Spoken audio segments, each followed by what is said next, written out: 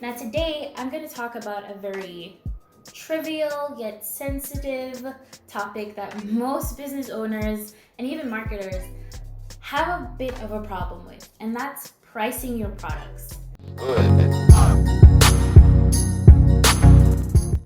Hi everyone, my name is Victoria. I'm a digital and content marketer, and every week I post videos on how to market and grow your fashion or beauty brand. Now I'm going to show you a 7-point strategy on the things that you need to cover to make sure or to review your current or future pricing points. Let's begin.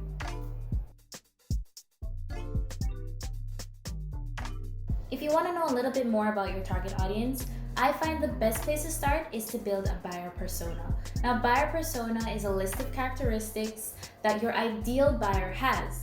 It's not the list of characteristics you want your buyer to have. It's actually making real life notes on what your buyer does and who he or she is.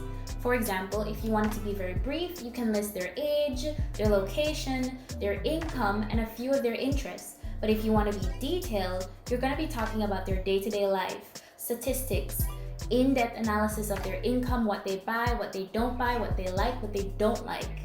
And from there, you'll be able to see or form an idea of who exactly is on the other end of that shopping cart or in your retail store buying your products. The next point is understanding your market. So your market or your industry is something that you need to pay attention to. I know a lot of you will probably say, I'm going to price my items because this is what I know it's worth. But if your market doesn't accommodate that, then you might have to consider repricing or taking a look at how you're going to market so that you can go above the market. You can't ignore the fact that you're in an industry, and your industry sometimes dictates how much or how less you should charge. For example, let's say that you sell cupcakes.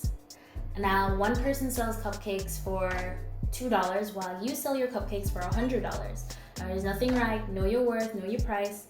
But if you're gonna sell $100 cupcakes, they're gonna have to be worth $100 cupcakes. That means it's in the luxury side of the demographic, and you're gonna have to give quality ingredients. You're gonna have to be a different type of flavor and experience brand story compared to the person who's selling $1 cupcakes, where they can just hone on their brand story and just have delicious flavors and be local.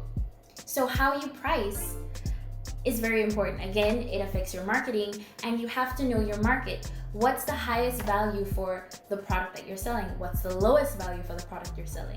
Once you know that, you'll be able to see how different brands have strategically placed their pricing on certain products, or how they word their pricing to attract that ideal customer.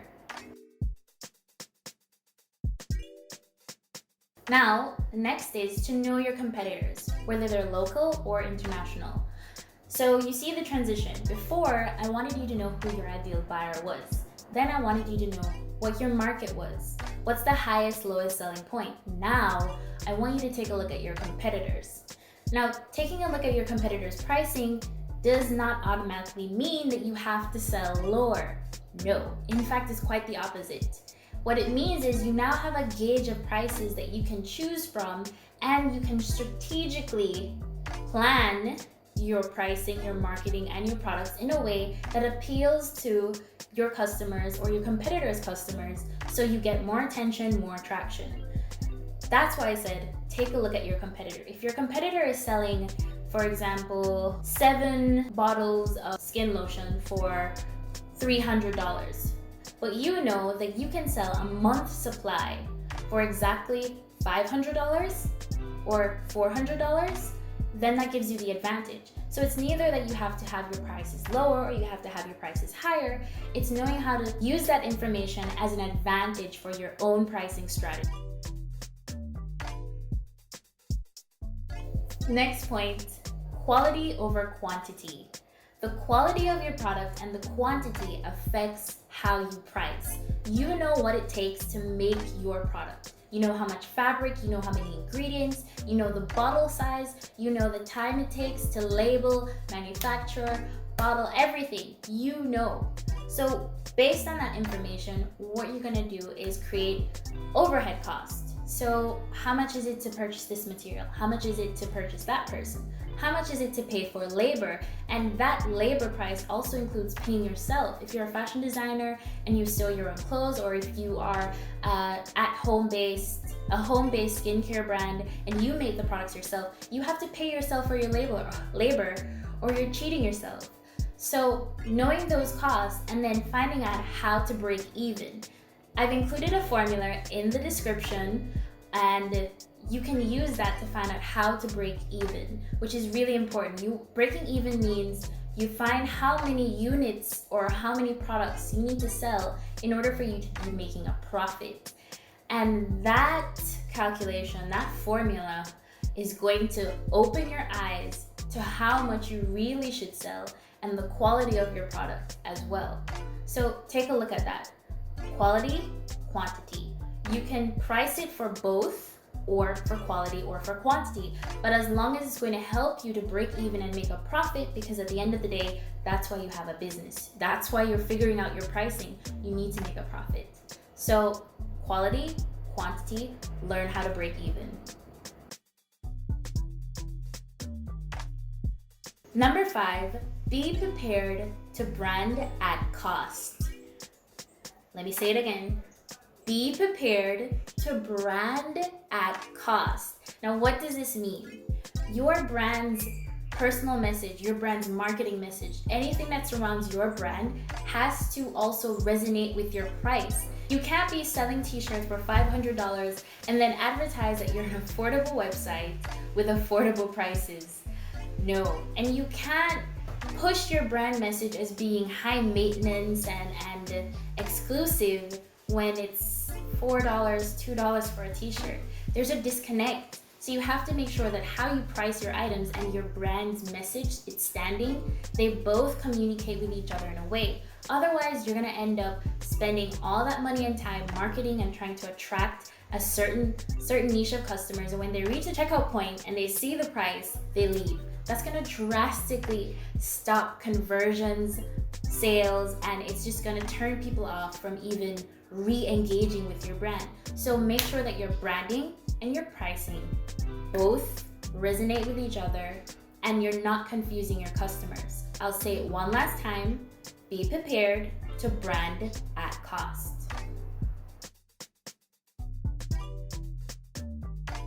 Which leads to number 6, the power of your pricing strategy. How are you going to display your prices to attract your ideal customers and still seem to align with your brand's message? So this means, are you going to say that this bottle of perfume, invisible bottle of perfume, is $9.99, or are you going to say that it's $100? That's a part of your pricing strategy. And pricing strategy goes far more in depth because it plays with buyer psychology, which is how and why people buy. Now, I placed a link in the description below. If you're on YouTube, you'll see a link in the description. If you're on IGTV, I've also placed the link in the comments or the caption so that you can see where I got this information from. And there you can read deeper into how pricing strategy and buyer psychology go hand in hand. Take some time, figure it out, and read it, because that $99.99 or $100, that 1 cent difference makes a difference in how people buy. And last but not least is what items you should use to help to make a profit. Now, pricing your items is just the starting point. How are you going to push sales so that you can still make a profit? How are you going to market yourself so that you attract the right customers? And how are you going to display your products so that they're more enticing to buy? So I would say ways that you can make a profit. Number 1 would be discounts. Now, I know what you're thinking. Some people think that when you give discounts, it cheapens your products, it makes it seem less than it is, you're gonna lose profits. But for first-time shoppers, especially online, they expect a discount. People are so used to seeing that pop-up, sign up, get 10% off. They're used to it. They're actually expecting it. So when you offer it, it opens the opportunity for them to save and shop. You can offer discounts without losing profits. There's a way for you to calculate that discount into your product price so that when people purchase from you, you're not losing 10%, but you're rather prepared for that 10%. Secondly, you can also offer bundles, product bundles or kits. People love sampling kits. People love buying all their favorite products or all their favorite pieces in one set. It allows them to feel like they're saving for more. And the way you price your products, your bundles, your sets, that should be the idea. And that can increase sales. Instead of having them purchase a little bit of this and a little bit of that and a little bit of here, bring it all together and put it as a new product. This is great during the holidays or very special anniversaries or seasons for your brand. And lastly, you can also know how to price your products online versus on retail. And I'll go more in depth into that in another video, but you should also think about doing that when you're pricing your items, because at the end of the day, again, you want to make a profit. I hope this video was super helpful to anyone who's looking to price their products. If you guys have any comments at all, please let me know. I always answer my comments, and I'm looking forward to giving you another video for next week. Don't forget to click subscribe so that you're alerted for when I drop my new videos or have freebies to give you to help to grow your brand. And like.